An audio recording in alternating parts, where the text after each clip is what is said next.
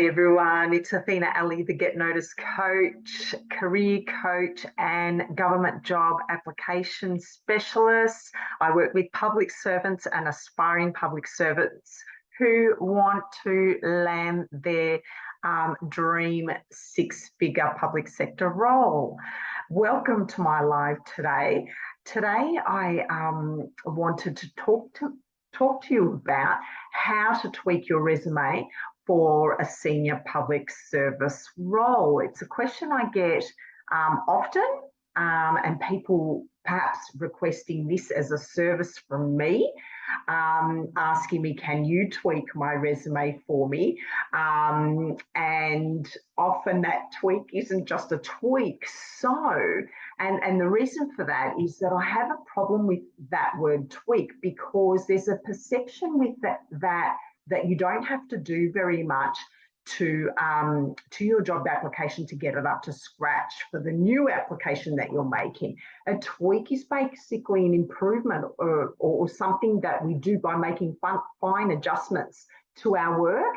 And sometimes it's not just about making fine adjustments. We have to look at the job ad, the job description, and research the organisation to find out exactly what it is that they want.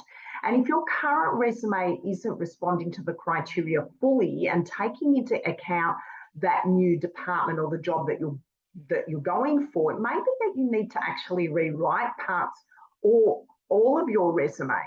Now, sometimes you might apply for roles, for example, in teaching. And I see this a lot with the criteria where they're identical for any teaching job. And so many people regurgitate whatever they wrote the last time they did an application and then wonder why they're not getting an interview.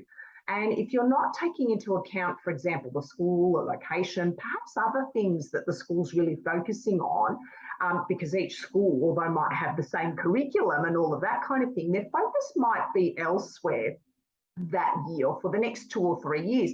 And if you haven't taken that into account and don't know about it, you may not get interviewed or shortlisted because you haven't done your research, okay? So it's a really important that you factor in when you're writing a resume, whether you actually need to tweak it or rewrite parts of it or rewrite all of it.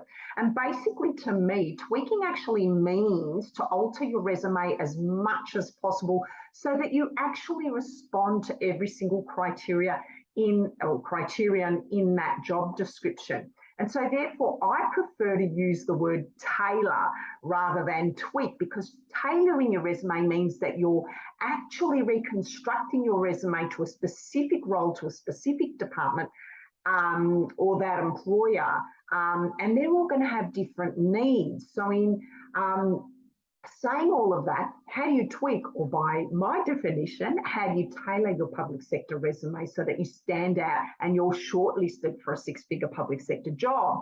Now, there are lots and lots of tips in this area that I could share with you, but these are my 5 biggest tips. And the reason I've chosen these, and they're in no particular order, by the way, is because I find that these are the ones that people tend to struggle with the most and have a lot of questions around. And it just seems to be what tends to come up for my clients more. So this isn't the whole list, but this is my list that I find really make a very big difference, okay? So have a think about these when you're making alterations to your resume. And so the first one is to be consistent. Be consistent with your fonts, your headings, your presentation.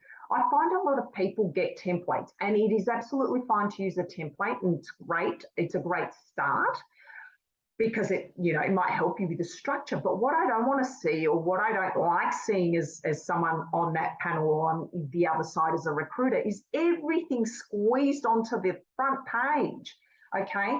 I see templates that are divided into 2 sections where you have a thinner left-hand side and a bigger right-hand side, and we squeeze all our qualifications and skills on the left-hand side and squeeze all of our career experience on the right-hand side. And there's no white space around it. And it's really difficult to read. And all that information might be absolute gold and relevant, but when I can't read it or access what I want straight away, you're making it really hard for me to read. So you need to make it as easy as possible for the person reading it to want to read it.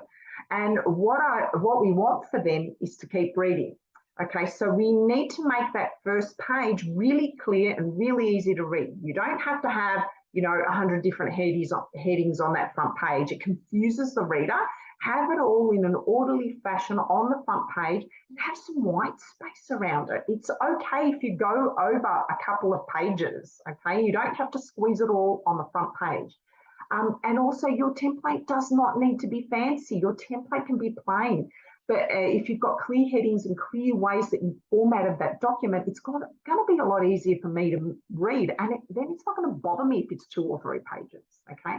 So we want to make the font and the format really easy to read. The second thing for a senior public sector resume is all your key selection criteria should somehow be addressed on that front page in some way, shape or form.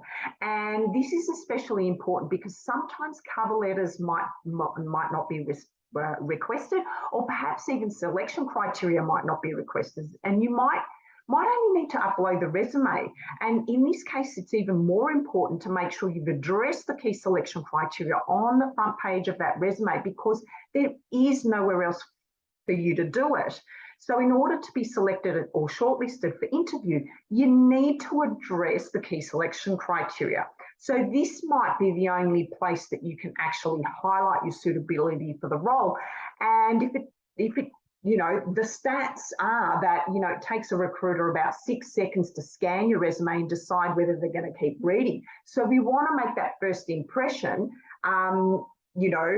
easy for them and for them to find the selection criteria responses on that front page so that they will continue to read the rest of your document.